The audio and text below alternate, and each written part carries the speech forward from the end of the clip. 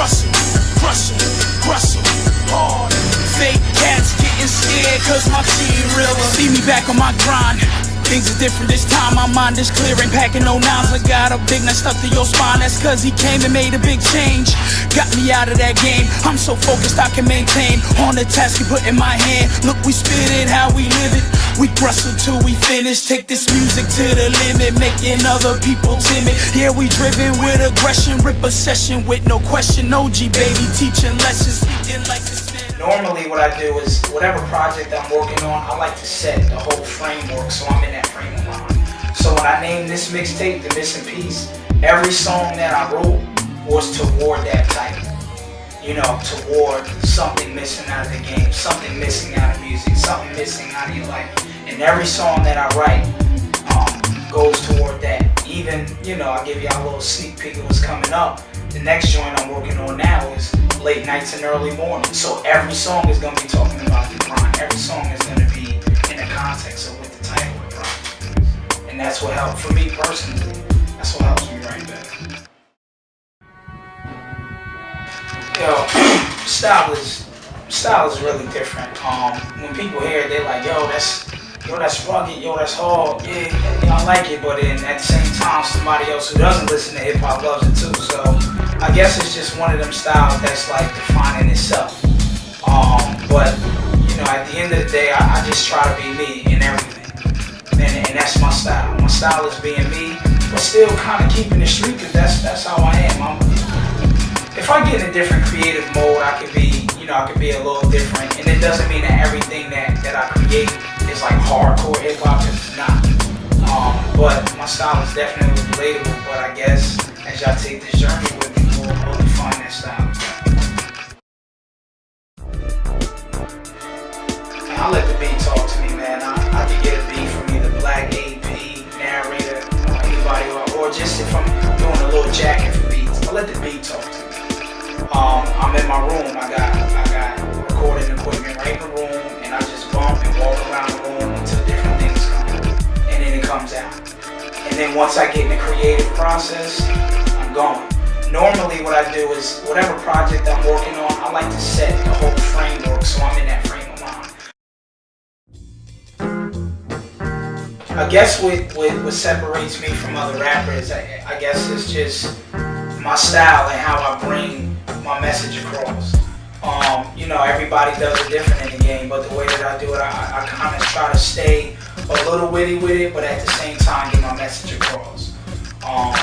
And a lot about what I talk about may not, you know, some other people may not talk about, or may not know how to talk about, or feel like they can and still bring it across to where people want to listen, you know. So that's one of the things that really separates me, I think, throughout the time. I practice that daily, and I'm on the road to mastering. Long way to go, but I'm on the road. One of my favorite songs off the Missing Piece mixtape is Pain and Pleasure. That song just basically is a quick outlook and a very small piece of my story, what I've been through. I think one of my favorite verses, the first verse, it was like, yo, ever since I was in knee high, dirty with them Levi's, Dukes a hazard bike, man, happy when I cruise by, dreams of the block, running from the cops when we threw them big rocks, hitting cars at bus stops, had my moms and pops, but the struggle still remained. Got a little older, was attracted to the game, running with them thugs, that's when I hustle for pub. Ribs always touching, that fueled my little grudge. So, like, even in that, it was telling a small bit of how I came up, you know, little things that I did, and really just talking about how I went through a lot of pain coming up. I went through a lot of painful situations, but at the end of the day, you know, the Lord turned all my pain into pleasure because of how I'm living life now. Some of the spots I rocked in Atlanta for the Holy Hip Hop Awards. I think that was in 2010. That was it. I rocked at various churches around the tri-state area. We had a small tour. We put, you know, a small showcase where we just go into different cities. We put together, had the chance to go down to Asbury Park. That was ill. Performed in a nice little arena. I guess it was an arena just a lot of spots around the local neighborhood. Getting ready to turn the show game up again. My show game in particular, I really try to bring the songs to life. So sometimes what I was doing before, when people would bring me up, they was like, yeah, this is DZ, and then I found myself explaining the song to you. I kind of just cut that out. I let the beat come on and I just capture people right from the door. And all my shows are very energetic.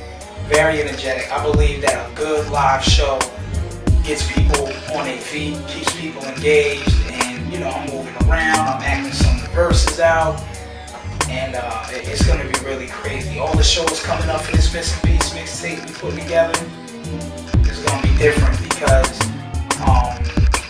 we're working on structuring the showcase to an actual small story. The difference between owning my business then and now is that I took my behind the school. I'm a business major currently in Union County College and transitioning over to Rutgers. I've acquired a lot more business knowledge and taken the importance of actually studying the game. But not just the music game in particular. I mean, definitely you gotta study whatever market you're in. But I took the time out to study business principles and how business operates and apply that to Jesus Peace Music now. Back then I had some small business sense. I knew I had to make it official. I knew all the music had to be copywritten. And if we were shooting for the radio, I had to make sure that the BMI was right. Now I have that knowledge on top of marketing, pulling people together to make a project happen. Learning to be a little bit humble and less controlling from micromanaging and bringing other people in to the project and letting them do what they do best. And just being a little bit more firm on this end. So that's what I learned then. Yo, anybody out there trying to do your thing, just remember, keep your head up, keep your head held high, keep your eyes on the Almighty. And if you want to make a change, go for it. Don't make excuses for yourself. And even if it seems tough, it'll be alright, because without struggle, you'll never have strength. And without strength, you'll never be able to get through. Jersey music. I'm coming for the racks. Straight gunning for the stacks.